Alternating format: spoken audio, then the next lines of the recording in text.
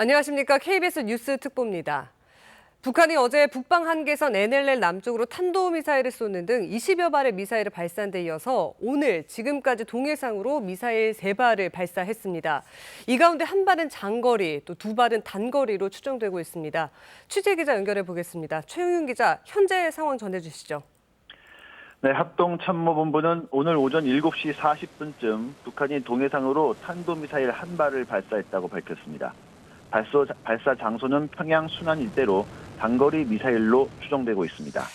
이 미사일은 단분리도 이뤄진 것으로 알려졌습니다. 일본 열도 상공을 넘어 날아가지는 않은 것으로 전해졌습니다. 또 오전 8시 39분쯤 평안남도 개천 일대에서 역시 동해상으로 단거리 탄도미사일 2발을 추가로 발사했다고 밝혔습니다. 한미 군 당국은 미사일의 비행거리와 고도, 속도 등 정확한 재원을 분석하고 있습니다. 북한은 어제 처음으로 NLL 남쪽 공해상으로 단거리 탄도미사일을 발사하는 등 4차례에 걸쳐 미사일을 20발 이상 발사했습니다. 또 오후에는 북측 강원 고성군 일대에서 동해상 NLL 북방 해상 완충구역 내로 포병 사격 100여 발을 하기도 했습니다. 우리 군 당국은 NLL 이남 미사일 발사와 함께 모두 9.19 남북 군사합의 위반으로 규정하기도 했습니다. 군은 대북 감시와 경계를 강화한 가운데 한미 간 긴밀하게 공조하면서 만반의 대비태세를 유지하고 있다고 밝혔습니다. 다시 한번 전해드리겠습니다. 합동참모본부는 오늘 오전 7시 40분쯤 북한이 동해상으로 탄도미사일 한 발을 발사했다고 밝혔습니다. 발사 장소는 평양 순안 일대 장거리 탄도미사일로 추정되고 있습니다. 이 미사일은 단분리도 이뤄진 것으로 알려졌습니다. 일본 열도 상공을 넘어서 날아가지는 않은 것으로 전해졌습니다. 또 오전 8시 39분쯤 평안남도 개천 일대에서 역시 동해상으로 단거리 탄도미사일 2발을 추가로 발사했습니다. 한미 군 당국은 미사일의 비행거리와 고도, 속도 등 정확한 재원을 분석하고 있습니다. 지금까지 국방부에서 KBS 뉴스 최영윤입니다. 북한이 미사일을 발사한 뒤에 일본 미야기현 등 일부 지역엔 피난 경보가 내려졌습니다. 이번에는 일본 상황 알아보겠습니다. 박원기 특파원, 일본 정부의 반응 나왔습니까? 네, 일단 일본 방위성은 오늘 아침 7시 48분 북한이 발사한 미사일이 일본 열도를 통과했다는 정보가 있었는데 실제로는 통과하지 못한 것으로 판명됐다고 밝혔습니다. 발사체에 관한 구체적인 정보나 재원은 아직 분석 중인 것으로 전해졌습니다. 북한의 발사 직후 일본 정부는 관련 내용을 전국 순간 경보 시스템인 J-얼럿 등을 통해 신속하게 발표하고 니가타현, 야마가타현, 미야기현 일부 지역에 건물 안 또는 지하로 대피하라는 경보를 발령했습니다. J-얼럿은 방제나 국민보호에 관한 정보를 인공위성을 통해 즉시 지자체에 내리는 것으로 북한 미사일 발사로 인해 J-얼럿이 발령된 건 올 들어 지난달 4일 이후 2번째입니다. 당시 북한이 쏜 탄도미사일은 일본 아오모리현 상공을 통과해 최고 970km까지 올라갔고 4,500km 정도를 비행한 뒤 태평양에 떨어졌습니다. 일본 정부는 당시에도 미사일 발사와 상공 통과, 추정 낙하 지점과 관련된 정보를 J-얼럿과 엠넷 등을 통해 전달한 바 있습니다. 또 해당 지역을 지나는 선박과 항공기 등에 대해 주의를 당부했는데요. 일본 정부는 곧 비상회의를 소집하고 향후 대응을 논의할 것으로 예상됩니다.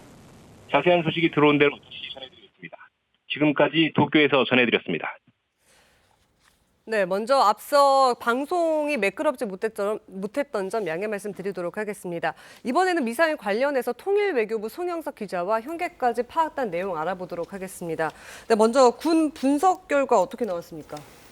네, 이제 군의 최신 발표 내용을 보면 오전 7시 40분경에 평양 순안 일대 발사 지점도 파악이 됐습니다. 평양 순안 일대에서 동해상으로 발사한 장거리 탄도미사일로 추정되는 한 발, 그리고 1시간 정도 지난 그 8시 39분경부터 평안남도 개천 일대 역시 발사 지점이 파악됐는데요. 네. 개천 일대에서 동해상으로 발사된 단거리 탄도미사일로 추정되는 2발을 포착했다, 이렇게 밝혔습니다.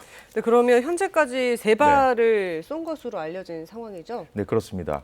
탄도미사일의 비행 거리라든가 고도, 속도 등 정확한 재원, 어느 정도 파악된 내용이 있습니다만 이거는 좀 추후 발표를 기다려봐야 될 것 같습니다. 네, 미사일 한 발 중에 하나가 이제 장거리 이상으로 밝혀지고 네네네. 있는데요. 그러면 네. ICBM 가능성도 열어볼 수 있나요? 그 미사일을 발사했다는 소식을 전한 직후에 네. 군 관계자 말이 중장거리 이상으로 추정 보인다 이렇게 얘기를 했거든요. 근데 추후 발표에서는 그 중에 한 발이 장거리 탄도 미사일이라고 했습니다. 그렇죠.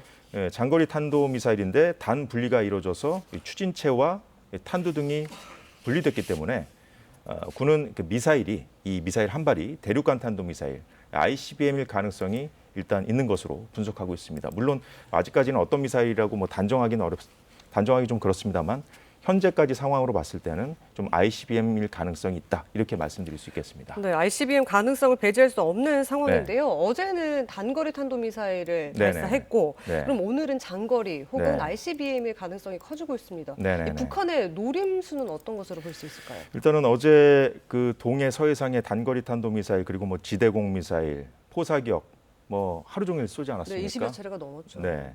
군 관계자가 북한이 이렇게 단거리 미사일을 많이 쏜 것을 본 적이 없다고 말했을 정도로 많이 쐈는데 네.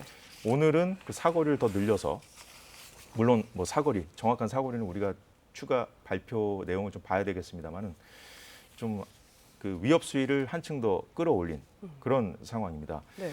그렇기 때문에 미국을 겨냥한 ICBM일 가능성 지금 제기되고 있다고 말씀드렸죠. 그리고 그 일본도 위협할 수 있는 그런 그쵸. 미사일 그리고 남한을 위협하는 미사일은 어제부터 계속 지금 단거리 미사일을 쏘고 있는 상황이고 그래서 한미를 동시에 그 위협하는 그런 메시지를 발신한 게 아닌가 그렇게 추정해 볼 수 있겠습니다. 네, 일단 한미를 도발하고 있는 상황인데요. 네네. 그렇다면 북한이 기술적으로 ICBM 발사 같은 것이 필요한 상황입니까?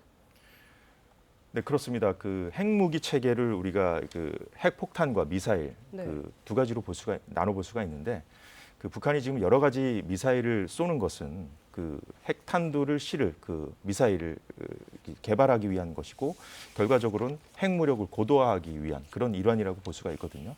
그 대륙간 탄도 미사일도 본인들이 뭐 그 예전에 이제 ICBM을 쐈을 때 본인들이 발사에 성공했다 이렇게 주장한 적은 많았지만 최근 올해 들어서도 ICBM급 미사일을 쐈다가 실패한 적이 있었고 네. 또 무기 체계로서 확실하게 이제 역할을 하기 위해서는 좀 더 기술 보완이 필요한 것으로 저희도 관측을 하고 있거든요. 그래서 북한도 지금 기술적인 측면에서 그 핵무력 고도화, 핵무력 완성을 위해서 그 ICBM 개발을 완성해야 되는 그런 북한 입장에서 봤을 때는 그런 상황이기 때문에 ICBM 시험 발사 얼마든지 가능한 상황입니다.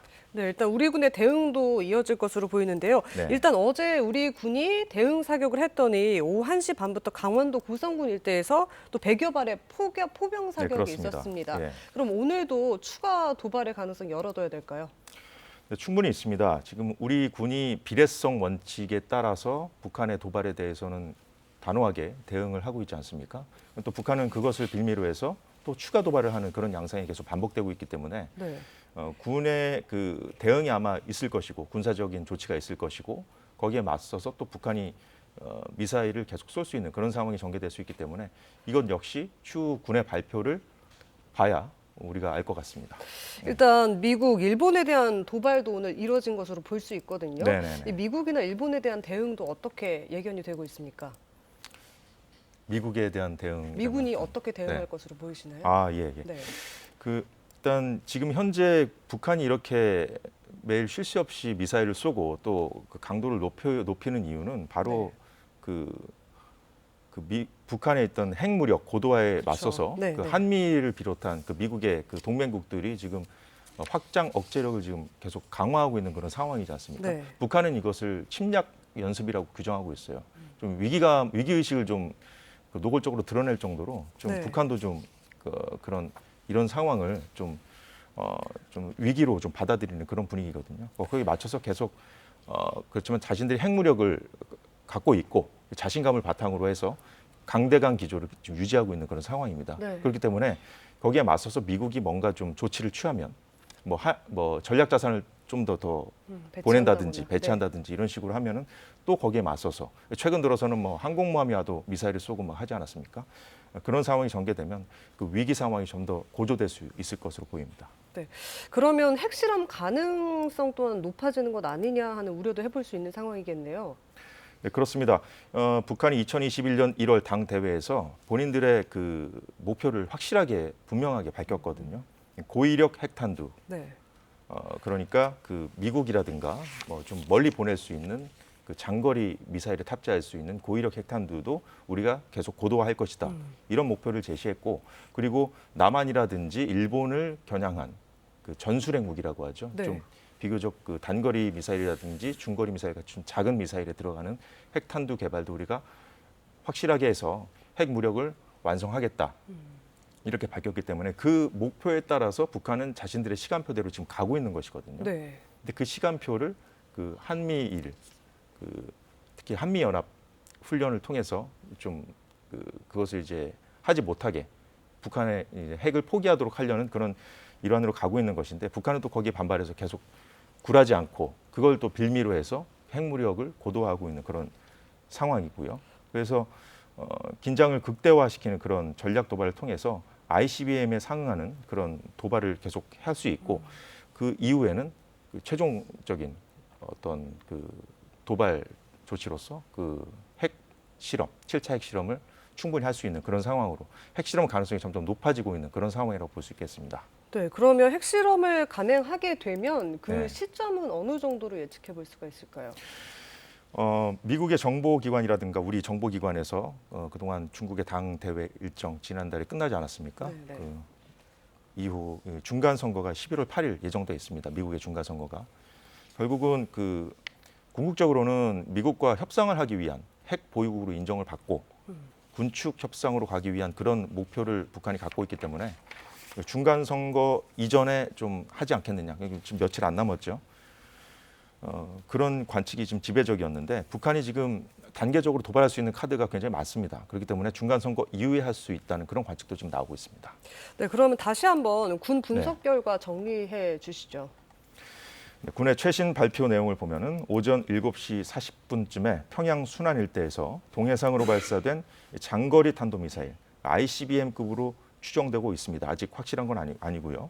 한 발과 8시 39분경 평안남도 개천 일대에서 동해상으로 발사된, 역시 동해상으로 발사된 단거리 탄도미사일로 추정되는 2발을 포착했다. 이렇게 밝혔습니다.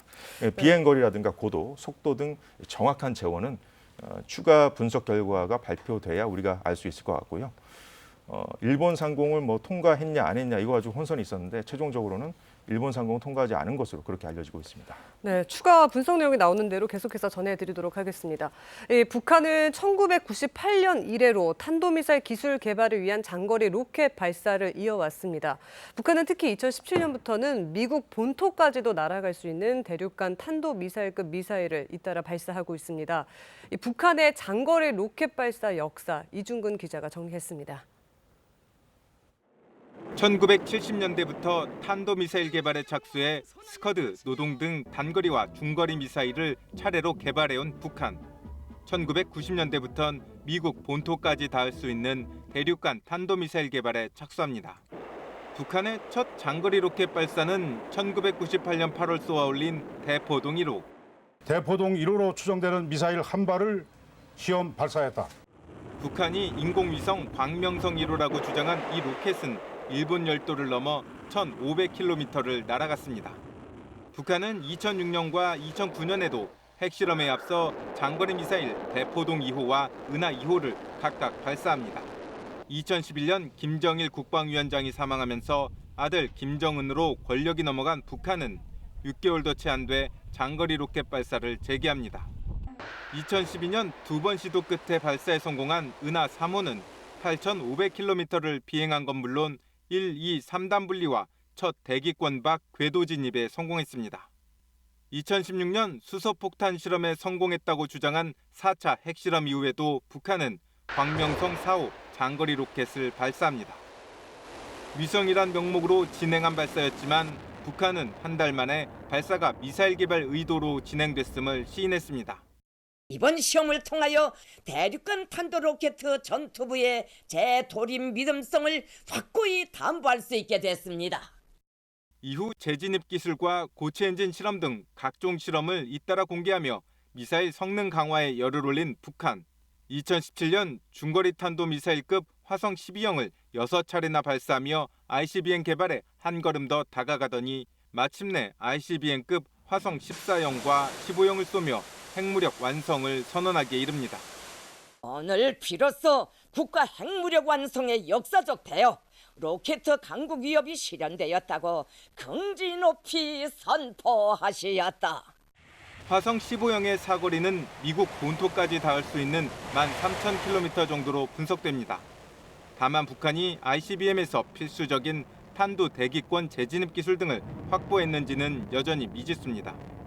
2018년 북한은 다시 대화 테이블로 나오면서 장거리 미사일 발사와 핵실험 중단을 선언했지만 남북 북미 관계가 진전 없이 교착 상태를 이어가자 북한은 올해 다시 대륙간 탄도미사일 발사 카드를 꺼내들었습니다. KBS 뉴스 이중근입니다.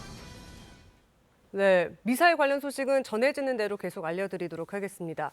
이번엔 이태원 참사 소식입니다. 참사 당일에 초저녁부터 112 신고가 쇄도했던 게 알려지면서 경찰 책임론에 불이 붙고 있습니다. 관할 경찰서장에서 청장으로 이어지는 보고 체계가 늑장이었던 정황이 드러났습니다. 이혜린 기자입니다. 압사 가능성을 거론한 첫 신고가 들어온 것은 저녁 6시 34분이었습니다. 그 시각 이태원을 관할하는 용산경찰서의 이임재 서장은 대통령실 앞에 있었습니다. 서울광장에서 집회를 열었던 진보단체가 대통령실 앞까지 행진했고 이 서장은 현장에서 집회 경비를 관리하고 있었습니다.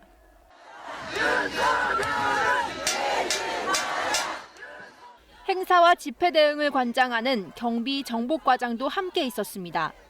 용산경찰서 지휘부는 밤 9시 20분까지 대통령실 앞에 머물렀는데 그때까지 이미 이태원 사고를 경고하는 112 신고가 8건 들어온 상태였습니다. 경찰이 집회 관리와 대통령실 경비에 집중하느라 이태원 상황을 간과했던 게 아니냐는 논란이 일고 있는 대목입니다. 이후 용산서장이 이태원 현장에 도착한 건 10시 20분쯤이었습니다. 사람이 쓰러졌다는 첫 신고가 들어온 지 5분 지난 시점이었습니다. 도착 이후의 상황들도 속속 시간대가 확인되고 있는데 상황실을 통해 119 구급차 추가 지원을 요청한 게 11시 5분. 서장이 현장에서 구급차 통행로 확보를 지시한 건 자정이었습니다. 사고 발생 2시간 10분 뒤 이번엔 서울경찰청장이 도착합니다. 그러고 나서야 용산경찰서 전 직원 비상소집 지시가 내려졌습니다. 당초 김광호 서울청장에게 이태원 상황이 보고된 시간은 밤 11시 36분이었습니다. 사고 발생 1시간 20분쯤 지나고 수십 명 심정지라는 보도가 나오던 시점에야 서울 치안의 총책임자가 인지했다는 겁니다. 주요 사건 발생 시 관할서장이 상급 청장에게 즉보하는 경찰의 지휘보고 체계가 제대로 돌아가지 않았음을 보여줍니다. 제가 신고하고 한 20분 정도 됐어요. 신고하고 나서부터는. 김광호 서울청장은 용산서장이 늦게 보고한 이유를 알지 못하며 보고받은 즉시 인력 증원을 지시했다고 밝혔습니다. 이상민 행정안전부 장관은 경찰이 아닌 소방청 보고를 통해 상황을 파악했는데 보고를 받은 시점이 밤 11시 19분, 참사로부터 1시간 이상 지난 시각이었습니다. KBS 뉴스 이혜린입니다. 이태원 참사가 일어난 지 엿새째입니다. 참사 현장에는 여전히 시민들의 발길이 이어지고 있습니다. 현장에 나가 있는 취재기자 연결해 보겠습니다. 이윤우 기자, 현장 분위기 어떻습니까? 네, 차분한 분위기 속 희생자들을 추모하려는 발걸음이 아침부터 계속 이어지고 있습니다. 내외국인 가릴 것 없이 이곳에 와서 눈물을 흘리고 묵념하며 희생자들을 추모하고 있습니다. 참사 현장 인근 이태원역 1번 출구 앞에는 시민들이 만든 임시 추모 공간이 마련됐습니다. 출입구 양옆으로 국화꽃이 가득합니다. 추모 공간에는 희생자들을 위로하기 위한 술과 음료수, 간식 등이 놓여 있습니다. 시민들이 작성한 추모 편지와 짧은 글들도 점점 더 많아지고 있습니다. 지켜주지 못해 미안하다, 마음이 아프다는 내용이 가장 많습니다. 평소라면 조금씩 문을 열 준비를 할 상점가도 조용한 분위기입니다. 주변 상점들은 며칠째 추모에 동참하고 있습니다. 네, 이태원역 추모 공간 말고도 다른 공간에서도 추모가 이어지고 있죠? 네, 그렇습니다. 이태원역 인근 용산구 녹사평역 광장에도 합동 분향소가 운영되고 있습니다. 모레까지 24시간 운영되며 누구나 조문이 가능합니다. 서울광장 등에도 합동 분향소가 마련돼 있는데요. 오전 8시부터 밤 10시까지 공식 운영되지만 이때가 아니라도 조문은 할 수 있습니다. 지금까지 이태원 참사로 희생된 사망자는 오늘 오전 6시 기준으로 156명입니다. 이 가운데 121명이 발인을 마쳤고 외국인 7명은 본국으로 송환됐습니다. 부상자는 173명, 이 중 중상자가 33명입니다. 지금까지 이태원역 추모 공간에서 KBS 뉴스 이윤우입니다. 이태원 참사의 사고 원인과 책임 소재를 수사하고 있는 경찰이 관련 기관을 상대로 강제 수사에 착수했습니다. 서울경찰청과 용산경찰서, 용산구청 등을 일제히 압수수색했습니다. 김우준 기자입니다. 경찰청 특별수사본부가 출범 하루 만에 서울경찰청에 대해 압수수색을 벌였습니다. 어느 부서 진행하십니까? 신고 관련 자료 확보하신 건가요? 특별수사본부가 수색 영장을 집행한 곳은 112 치안종합상황실. 서울에서 들어오는 모든 112 신고를 접수해 내용과 지역에 따라 나눠주는 일종의 두뇌 역할을 하는 곳입니다. 특수본 수사관들은 이곳에서 이태원 참사 당일의 신고와 처리 기록 등을 확보했습니다. 특수본은 이곳 말고도 용산경찰서와 용산구청, 용산소방서, 서울소방재난본부, 서울교통공사 등도 압수수색했습니다. 사실상 이번 참사와 관련 있는 거의 모든 기관에 대해 강제 수사에 들어간 겁니다. 이들 기관에 대해 경찰이 받은 압수수색 영장 혐의는 업무상 과실치사. 참사 발생 4시간 전부터 압사 가능성을 언급한 112 신고가 들어왔는데 이를 제대로 처리하지 않은 점이 업무상 과실에 해당하는지를 따져보겠다는 의미입니다. 또 지역 행사의 안전 관리를 1차적으로 책임지는 용산구에서도 헬로윈 축제 관련 회의록 등을 확보해 과실 유무를 살펴본다는 계획입니다. 특수본은 또 이태원 참사 현장 인근의 불법 시설물이 통행로를 좁힌 부분도 형사처벌 대상으로 삼을 수 있는지 검토하고 있습니다. 누군가 밀었다는 의혹에 대해선 현장에 있던 부상자 80여 명을 참고인으로 소환해 사실관계를 확인했습니다. KBS 뉴스 김우준입니다. 이태원 참사 관련 112 녹취록이 공개되면서 정치권의 정쟁, 자제, 추모 전국이 요동치고 있습니다. 여야 모두에서 책임자 파면, 정부 책임론이 본격 거론되기 시작한 건데 대상과 시기를 두곤 온도차를 보였습니다. 박경준 기자가 보도합니다. 초당적 협력을 강조했던 민주당은 강공 분위기로 급선회했습니다. 112 녹취록은 물론 한덕수 총리의 농담성 발언, 글씨 없는 검은 리본 논란 등을 일일이 열거하며 책임을 덜기 위한 꼼수만 있다고 비판했습니다. 축소, 은폐, 조작하는 것은 결코 용서받을 수 없습니다. 정부의 이 고위 책임자들의 태도가 도저히 책임지는 자세가 아닙니다. 특히 경찰청 정보문건은 사찰을 통해 정권 책임론을 회피하려 한 거라며 당장 파면할 대상으로 이상민 장관과 윤희근 청장을 꼽았습니다. 정의당 역시 안일하게 상황을 모면하려 한다면 도와달라는 호소가 이게 나라냐라는 저항의 목소리로 바뀔 거라며 두 사람 경질을 공식 요구했습니다. 추모의 시간이라며 나흘간 보여준 정부 여당 인사들의 민낯입니다. 이 정부에게 기대할 것이 없다는 최종 판단을 합니다. 녹취록 파장에 국민의힘 내 기류도 바뀌었습니다. 현장 조치가 왜 취해지지 않았는지 그 원인은 반드시 밝혀져야 합니다. 그리고 응당한 책임을 물어야 합니다. 다만 국가애도 기간이 끝나면 책임을 추궁하자며 이태원 참사 재발방지법을 발의하는 등 후속 조치에 무게를 뒀습니다. 반면 안철수 의원은 녹취록을 보면 변명의 여지가 없다. 권은희 의원은 일선 경찰관들의 책임을 떠넘긴다며 이 장관과 윤 청장의 사퇴와 경질을 요구했고 유승민 전 의원은 한 총리의 농담성 발언을 겨냥해 전 세계가 보는 앞에서 희생된 영혼들을 욕보였다. 저런 사람이 총리라니 나라가 똑바로 가겠느냐며 윤 대통령의 결단을 요구했습니다. KBS 뉴스 박경준입니다. 대통령실도 112 녹취록 공개 이후 여론이 악화되자 문책 기류가 확산하고 있습니다. 윤희근 경찰청장 경질은 시간 문제라는 전망이 나오는데 이상민 행안부 장관에 대해선 온도차가 감지되고 있습니다. 박민철 기자입니다. 이태원 참사 다음 날 윤석열 대통령은 국정 최우선 순위를 사고 수습과 후속 조치에 두겠다고 밝혔습니다. 이어진 메시지도 주로 제도 개선에 초점이 맞춰졌습니다. 그러나 경찰의 미흡한 대처가 112 녹취록을 통해 드러나면서 분위기가 크게 변했습니다. 한 참모는 112 녹취록 내용을 처음부터 알았더라면 초기 대응이나 메시지가 달랐을 것이라며 어이없다는 반응을 보였습니다. 또 다른 참모는 경찰에 신고가 들어가면서 관리 의무가 생긴 거라며 이제는 책임자를 가려야 하는 문제가 됐다고 했습니다. 여론이 싸늘해지면서 윤희근 경찰청장의 경질은 시간 문제일 뿐 사실상 불가피하다는 게 대체적 기류입니다. 이상민 행안부 장관의 거취에 대해선 상대적으로 신중한 분위기인데 인사권자인 대통령이 결정할 거란 의견이 아직은 더 많습니다. 이 장관 경질론에 대한 질문에 대통령실 관계자는 철저한 감찰과 수사 진행 상황을 지켜볼 거라고 원론적으로 답했습니다. 한덕수 총리도 국민의 생명과 재산을 지키는 게 경찰의 기본 임무라며 경찰 책임에 일단 무게를 뒀습니다. 그러나 정작 한 총리 역시 외신 회견 도중 통역 장비에 대한 농담성 발언으로 비판이 제기됐습니다. 이렇게 잘 안 들리는 것에 책임져야 할 사람의 첫 번째와 마지막 책임은 뭔가요? 주최자가 있는 10만 명 정도 행사였다면 어느 정도 경찰을 투입했겠냐는 질문엔 야구팀 경기에 빗대 답하기도 했습니다.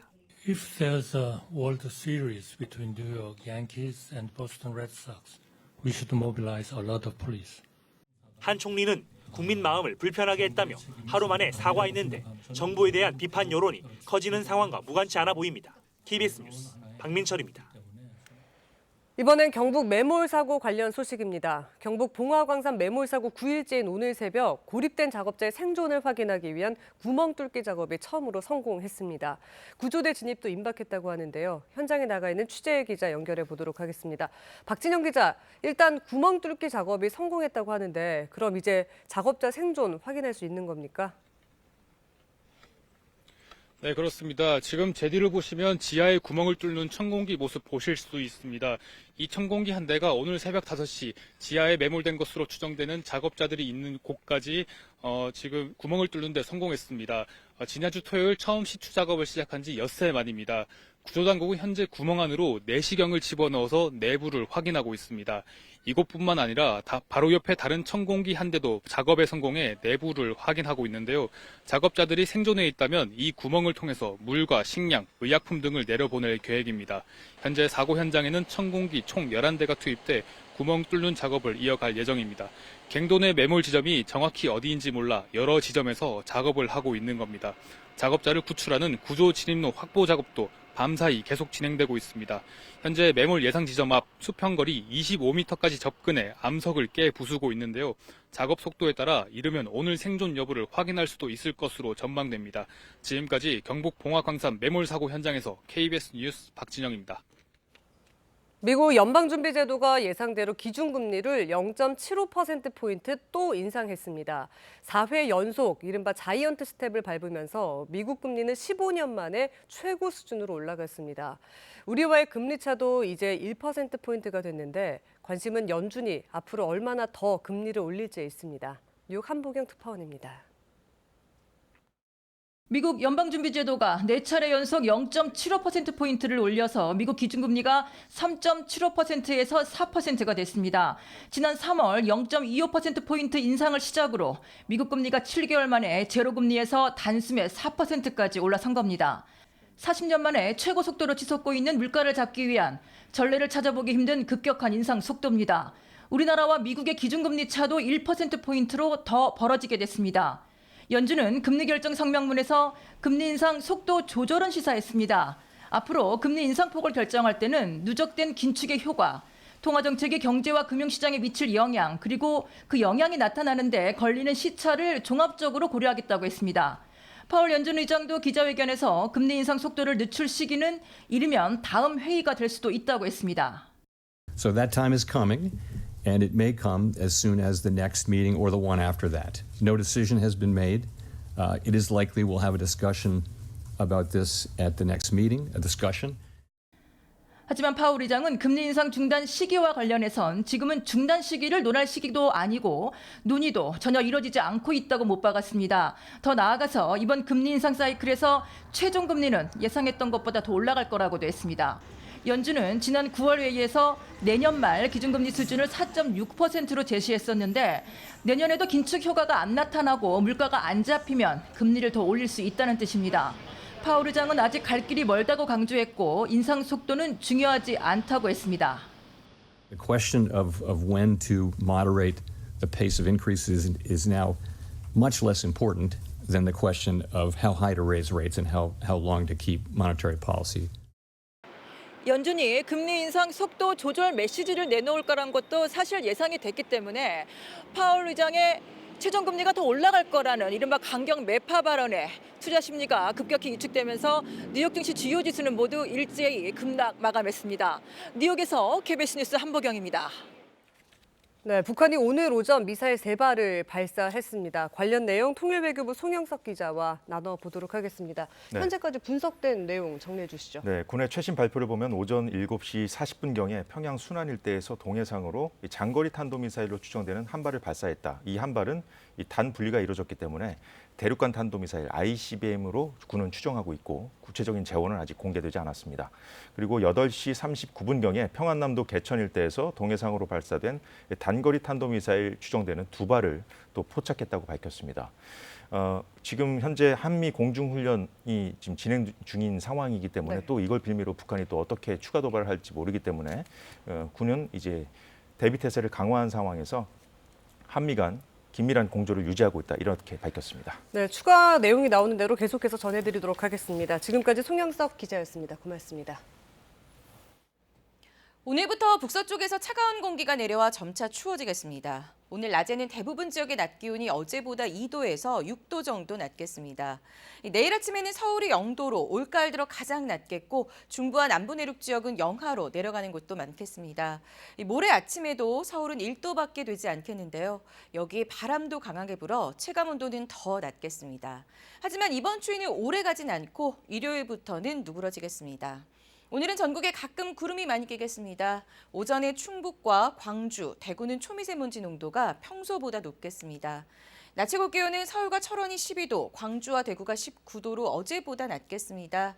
바다의 물결은 서해중부 먼 바다에서 최고 3m까지 일겠습니다. 이번 주말에는 별다른 비 소식 없이 맑은 날씨가 이어지면서 대기가 건조해지겠습니다. 날씨 전해드렸습니다. KBS 뉴스 특보 마칩니다. 고맙습니다.